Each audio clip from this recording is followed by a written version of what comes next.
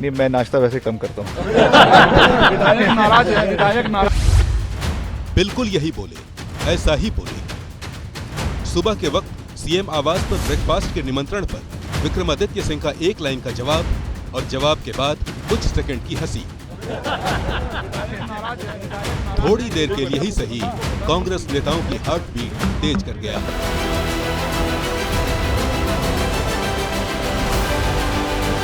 दरअसल बुधवार को दिन भर चली सियासी उठापटक और देर रात तक चली मान मनोबल वाली मीटिंगों के बाद सुबह सुबह मुख्यमंत्री सुखविंदर सिंह ने सभी विधायकों को अपने आवास पर नाश्ते के लिए बुलाया। कोशिश ब्रेकफास्ट डिप्लोमेसी के जरिए सियासी संकट का समाधान खोजने की थी, लेकिन समाधान निकलने के बजाय नाश्ते का आयोजन टेंशन और बढ़ा गया।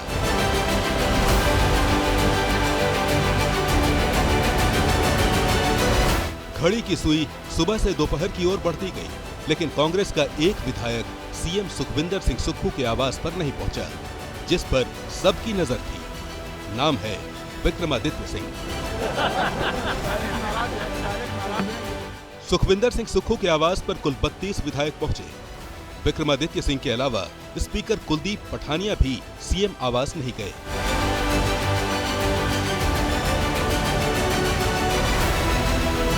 याद कीजिए, शिमला में राज्यसभा चुनाव के लिए हुई वोटिंग से पहले भी कांग्रेस ने ब्रेकफास्ट का आयोजन किया था।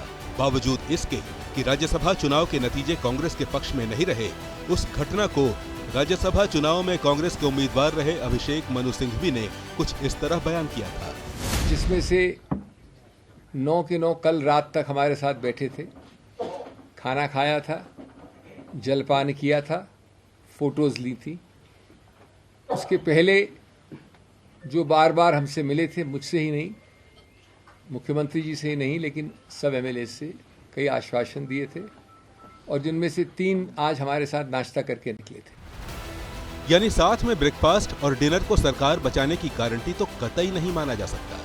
ये बात और है कि विक्रमादित्य सिंह नाश्ते के लिए सीएम आवास तक नहीं गए तो शिमला में सियासी अटकलबाजियों का नया दौर शुरू हो गया।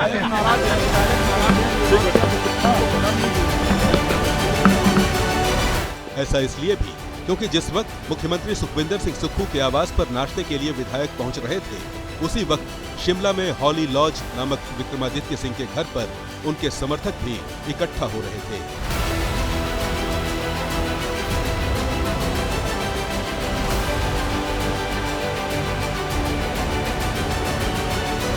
नाइंसाफी हुई है, उसको जो है माननीय पीडब्ल्यूडी मिनिस्टर ने प्रमुखता से केंद्रीय नेतृत्व के समक्ष रखा। हमारी लोकप्रिय जो सांसद है और वर्तमान में हिमाचल प्रदेश की प्रतिभा जी, उन्होंने भी केंद्रीय नेतृत्व के समक्ष रखा। तो क्या चाहते हैं विक्रमादित्य जी, सीएम बने? क्या इच्छा है? भविष्य में हम ये कामना करते हैं सीएम बने। आप मानते हैं कि हिमाचल के भविष्य के लिए अच्छा रहेगा उनका सीएम? बहुत अच्छा रहेगा। कांग्रेस के माथे पर चिंता की लकीरें क्यों खींची? उसके पीछे की असल वजह विक्रमादित्य सिंह के पीछे खड़ी समर्थकों की यही फौज है, जो किसी भी कीमत पर विक्रमादित्य सिंह को सीएम बनाना चाहती है। कांग्रेस प्रदेश अध्यक्ष और विक्रमादित्य सिंह की मां प्रतिभा सिंह से सुनिए इस नाराजगी की वजह क्या है। मैंने बार बार ये हाईकमांड से भी बात की है, जितने भी कंसर्न पीपल थे, मैं तो बल्कि सोनिया गांधी जी से भी मिली, हमारे वेणुगोपाल से मिली, सभी से मैंने ये बात की है कि हमारे कुछ लोग नाराज़ चल रहे हैं, आप उनसे चर्चा करें, उनकी बात सुनें, उनको कैसा सरकार में आप क्या स्थान दे सकते हैं, उसके ऊपर चर्चा होनी चाहिए। पर मुझे अफसोस है कि इस बात का बिल्कुल भी संज्ञान नहीं लिया गया और आखिरकार उन्होंने दुखी मन से ये कदम उठाया। साफ है, हिमाचल प्रदेश में जो सियासी संकट नजर आ रहा है, उसकी पटकथा बहुत पहले लिखी जा चुकी थी। खास बात ये कि कहीं न कहीं इस बात की जानकारी कांग्रेस आला कमान को भी थी।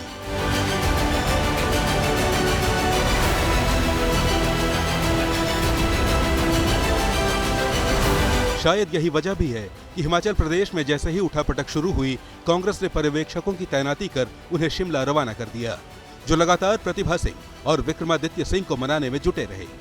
यही वजह रही कि सुबह के वक्त सुखविंदर सिंह से दूरी बनाने वाले विक्रमादित्य सिंह शाम होते होते उनके आवास पर पहुंचे, और न सिर्फ पहुंचे बल्कि सियासी उठापटक पर फिलहाल के लिए पूर्ण विराम भी लगा दिया।